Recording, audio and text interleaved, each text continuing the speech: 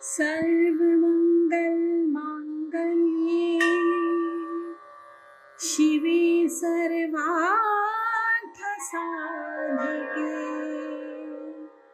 शरण्ये त्र्यम्बके गौरी नारायणी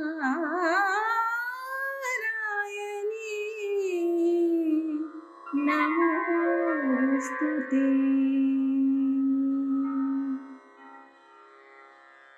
जय माँ इंद्राक्षी, जय अम्बे। इंद्राक्षी धाम में दर्शकों आप सभी का हम हार्दिक स्वागत करते हैं। आज द्वितीय नवरात्र है और भगवती ब्रह्मचारिणी की आज के दिन पूजा की जाती है।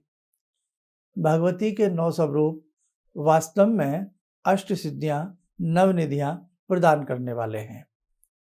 आज हम भगवती को क्या भोग लगाएंगे और कल का क्या भोग रहेगा, सारी चीज़ें इस अंक में हम आपको बताने वाले हैं। और बहुत सारी बातें जो शायद पाठ करते समय आपको कन्फ्यूज़न रहा हो, पूजा करते समय कल में कुछ कन्फ्यूज़न रहा हो, सारी चीज़ें आज के इस अंक में हम आपको क्लियर कर देंगे। आइए आज का पंचांग देखें। 27 सितंबर सन 2022, दिन मंगलवार, आश्विन माह शुक्ल पक्ष, संवत 2079, तिथि द्वितीया, नक्षत्र चित्रा, राहु काल 3 से 4:30, दिशा सूर्य उत्तर दिशा।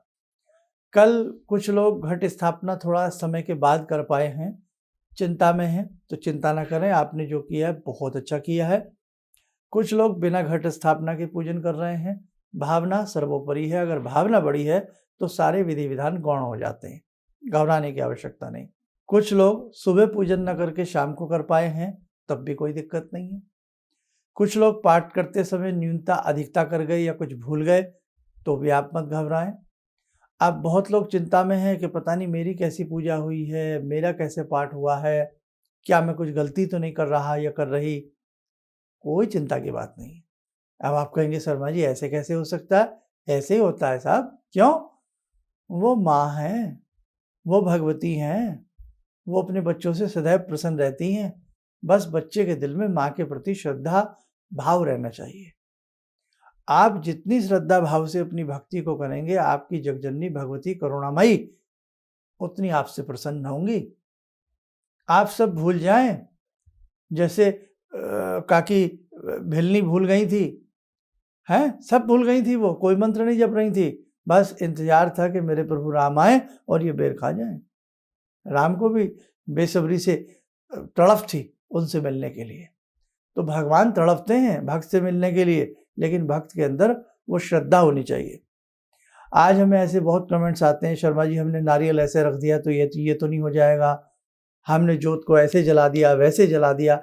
मतलब इतनी छूछा चल रही है साहब, ऐसे ऐसे ड्रामे हमें बताए जा रहे हैं कि साहब ना तो हम पूजा कर पाते हैं। तो इसलिए मेरे बच्चों, मेरे साधकों, बिल्कुल मत डरिए। आप अपनी सच्ची भोली भक्ति साधना करिए। हम आपको बता रहे हैं आपको कुछ नहीं होगा, सब भगवान स्वीकार करते हैं। लेकिन शुद्धता और श्रद्धा 2 चीजें पूजा में मायने रखती हैं। भले आपने अगरबत्ती जलाई नहीं जलाई, आपने दीप जलाया नहीं जलाया, आपने ये भोग लगाया नहीं लगाया, शुद्ध तन और शुद्ध मन और श्रद्धा, अगर ये 2-3 चीजें आप पकड़ लेते हैं कोई दिक्कत नहीं आएगी। श्रद्धा है नहीं, शुद्ध मन है नहीं, शुद्ध तन है नहीं और भक्ति कर रहे हैं, नहीं लग सकती। आप 56 भोग भगवान को लगाएं, लेकिन आपका मन यदि शुद्ध नहीं है तो कोई फायदा नहीं। आपने बहुत सारा आडंबर खिंडा रखा है, लेकिन मन पूजा में नहीं है, क्या फायदा। इसलिए आपने जैसा कल पूजन किया, जैसी आपने घट स्थापना किया, जैसा आपने किया, आपने बहुत अच्छा किया। बस जितना कल अच्छा किया उससे अधिक आज अच्छा करना और अच्छा अच्छा करते जाना, फिर सब कुछ अच्छा ही अच्छा हो जाएगा। जितने मन से आप इस जगजननी को पूजेंगे ना, आप देखना आपकी जिंदगी में ना कमाल हो जाए, तब बताइएगा। अब आज भगवती ब्रह्मचारिणी का आप पूजन कर लेना, या कर लिया होगा, बहुत लोग शाम को भी करेंगे। आज द्वितीय नवरात्र है, तो आज के दिन कौन सा पाठ होगा? आज के दिन पाठ दूसरा और तीसरा रहेगा, लेकिन जो शुरू के कवच और गला कीलक हैं, नवारण मंत्र है, वो जो कि तू रहेगी, पाठ दूसरा तीसरा, और उसके बाद फिर नवारण मंत्र की माला, सूक्त, और उसके बाद आरती, क्षमा प्रार्थना आदि आप कर लें। ठीक है, ध्यान रखना ये बात का। 3 रहस्य हैं, वैकल्पिक रहस्य जो हैं 3, वो आपको सप्तमी वाले दिन तीनों रहस्य पढ़ लेने हैं पाठ के बाद। पहले बता दूंगा मैं आपको, अब आप बने रहिए हमारे साथ। तो रहस्य जब होंगे, अभी रहस्य की आवश्यकता नहीं है, क्योंकि आप पाठ दूसरी विधि से कर रहे हैं, सरल विधि से कर रहे हैं। दुर्गा सप्तशती की अनेकों विधियां हैं। कितने अध्याय हैं? 13 अध्याय हैं।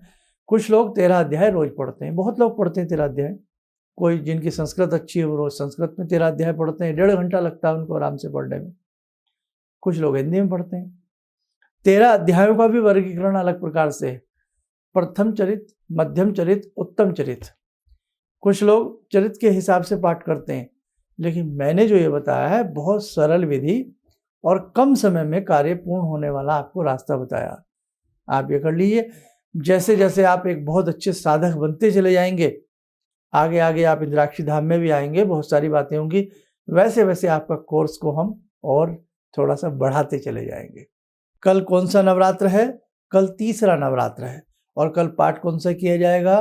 कल पाठ चौथा किया जाएगा। पहले दिन पहला पाठ किया गया, आज दूसरा और तीसरा पाठ किया जाएगा, और कल चौथा पाठ किया जाएगा। और कल भगवती को हम भोग क्या लगाएंगे, और आज क्या भोग लगाएंगे? आज अगर देसी शक्कर मिल जाए तो देसी शक्कर का भगवती को भोग लगता है। ब्रह्मचारिणी के रूप में भगवती का पूजन किया जाता है, भगवती के द्वितीय रूप में। कल भगवती के तृतीय रूप में चंद्र घंटा के रूप में पूजन किया जाएगा, और कल भगवती को दूध का भोग लगता है। बाद में जो भी आप भोग लगाते हैं अपनी घर की छोटी कन्या को, या मिल बांट करके सभी आप ये भोग ले सकते हैं। कहीं किसी प्रकार का कोई भय और डर नहीं होता है। आरती दोनों समय करना चाहें दोनों समय आरती कर सकते हैं। पाठ दोनों समय करना चाहें दोनों समय पाठ कर सकते हैं। नहीं तो एक समय पाठ कर लें और दूसरे समय हम जो है नवारण मंत्र का, या आपके अपने कोई दैनिक मंत्र हो, गुरु मंत्र हो आदि, उनका भी आप जप कर सकते हैं। एक चीज़ और ध्यान रखें, जो लोग सुबह कुछ नहीं कर सकते वो लोग शाम को कर लें।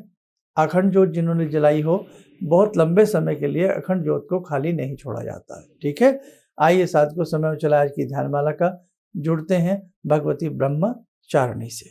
ॐ सिन्दूरारुणविग्रहां त्रिनयनां माणिक्यमूलस्फुरात् स्तारानायकशेखरं स्मितमुखी भापेन वाक्षोरुवां पाणिभ्यामलपूर्णरत्नचषकां रत्नोत्परां बिभ्रति सौम्यां रत्नघटस्थरक्तचरणां ध्यायेत् पराम् अम्बिकां खड्गं चक्रगदेषु चापपरिगान् शूलम्बुशुण्डिं शिरा शङ्खं समदधतीं करे स्त्रीनयनां सर्वाङ्गभूषावृतां नीलासमद्युतिमास्य पाददशकां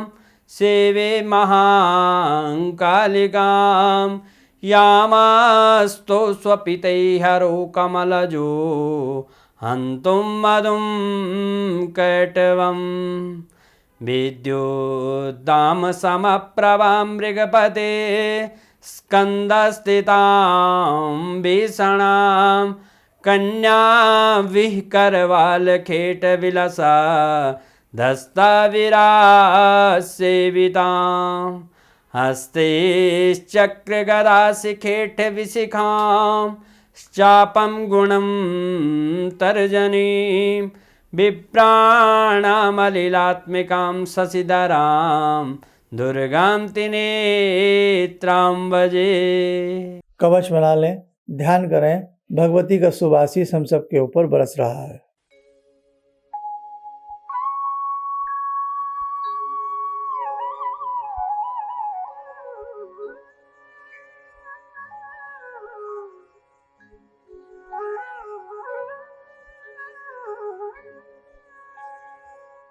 ओम बोलते हुए नेत्र खोलें, सामान्य हो जाए। देखो साधकों, अभी 1-2 दिन तो हम आपको पूर्ण नवरात्रों की सारी चीज़ें बताते चलेंगे। इसके अलावा भगवती के जो 108 नाम पढ़ना चाहें, भैरव जी का अष्टोत्तर नामावली पढ़ना चाहें, भगवती के किसी भी विशेष मंत्र की सिद्धि साधना करना चाहें, वो भी कर सकते हैं। वैसे नवरात्रों में सबसे अच्छा रहता है गायत्री मंत्र का पाठ और दुर्गा जी का जो पाठ आप कर रहे हैं, सबसे अच्छा रहता है।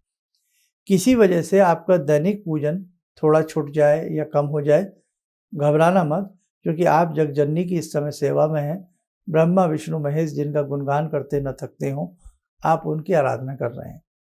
इस समय आपका कोई अपना पाठ छूट जाए, कुछ रह जाए, न्यून अधिक हो जाए, तो घबराने की आवश्यकता नहीं है।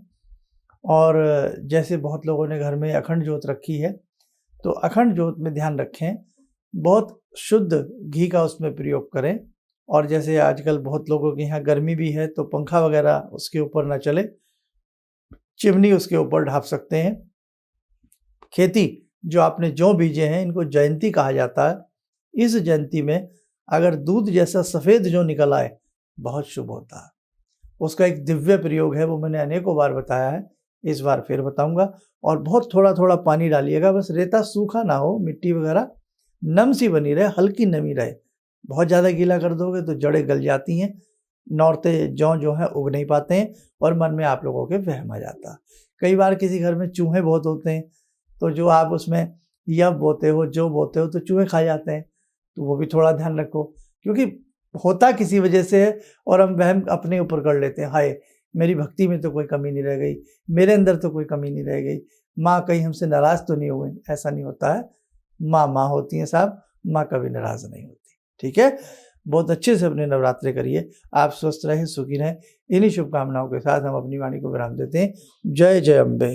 गुरु जी से मैं तब से जुड़ा हूँ जब से वो एक चैनल आती थी P7, उसी से मैं जुड़ा हुआ था। और गुरुदेव से हमारी जब मुलाकात हुई तो मैं आश्चर्यचकित रह गया जब उन्होंने हमसे बताया कि आपके साथ ऐसे ऐसे हुई। तो मैं इतना आश्चर्य हो गया कि इन्हें कैसे मालूम, और इतना बढ़िया इन्होंने बताया, जिसके वजह से मैं आज तक उनसे प्रभावित हूँ। और इनका बताने का शैली वगैरह इतनी बढ़िया है, जो हम अपने क्लास के टीचर से भी उतना बढ़िया नहीं समझ पाते थे। ये हमें बहुत पसंद आई। और दूसरी बात कि इनके साथ जितने भी मैं जब से जुड़ा रहा, जो भी समस्या आई, मैं बहुत ही अच्छा तरह से मेरे सॉल्व होते चले गए। और आज तक मैं उनके आशीर्वाद से मैं बहुत सुखी हूँ। किसी भी समस्या के समाधान के लिए मिले प्रसिद्ध हस्तरेखा एवं वास्तु विशेषज्ञ प्रोफेसर धर्मेंद्र शर्मा जी से। नोट: शिविर में भाग लेने हेतु एवं व्यक्तिगत रूप से मिलने के लिए कॉल करने का समय सुबह 10 बजे से शाम 6 बजे तक। हमारे विभिन्न ज्ञानवर्धक कार्यक्रम देखने के लिए आप हमें अभी सब्सक्राइब करें, बेल आइकन को प्रेस करें ताकि आप देख सकें हमारा कार्यक्रम सबसे पहले। और अधिक जानकारी के लिए फेसबुक पेज को लाइक करना न भूलें।